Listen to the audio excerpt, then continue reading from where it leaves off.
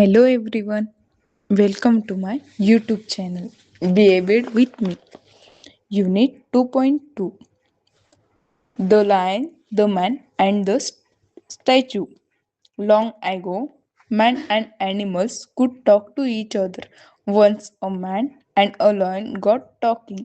The lion was very proud of his strength. I am the king of beasts. I am stronger than any man. That is why men fear me. फार पूर्वी माणसे आणि प्राणी एकमेकांशी बोलू शकत होते. एकदा एक माणूस आणि एक सिंह गप्पा मारत होते. सिंहाला स्वतःच्या शक्तीचा खूप अभिमान होता. मी प्राण्यांचा राजा आहे. मी कोणत्याही माणसापेक्षा जास्त बलवान आहे.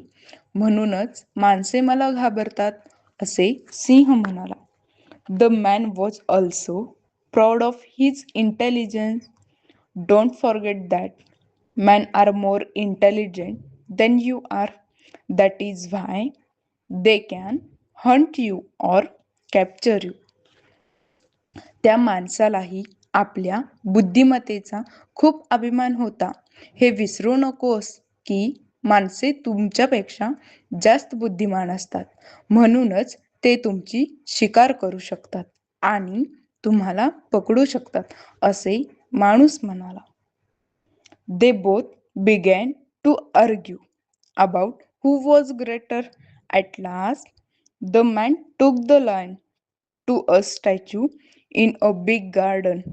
It showed the great hero Hercules standing proudly with a dead lion at his feet.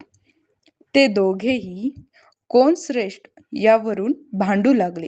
शेवटी तो माणूस सिंहाला एका मोठ्या बागेतील पुतळ्यापाशी घेऊन गेला. त्या पुतळ्यात महान नायक हरक्युलिस आपल्या पायाशी एक मेलेला सिंह घेऊन गर्वाने उभा राहिलेला दिसत होता. See, this statue proves that men are greater, claimed the man. माणूस म्हणाला, हे बघ, हा पुतळा सिद्ध करतो की माणसे श्रेष्ठ आहेत, असे माणसाने दावा केला. सिंह म्हणाला, not at all. The lion replied quickly. This only shows that the statue was made by a man. If lions made statue, they would show the lion standing and the man lying dead under his paw. सिंह म्हणाला, अजिबात नाही.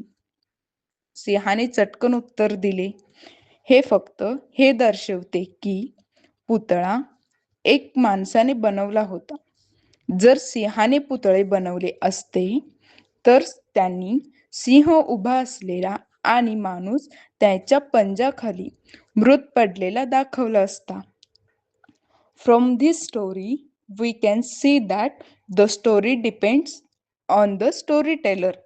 When someone else tells the same story, they tell it from their point of view. या गोष्टीवरून आपण पाहू शकतो की गोष्ट ही सांगणाऱ्यावर अवलंबून असते. जेव्हा एखादी दुसरी व्यक्ती तीच गोष्ट सांगते तेव्हा ती तिच्या दृष्टिकोनातून सांगते. थँक्यू.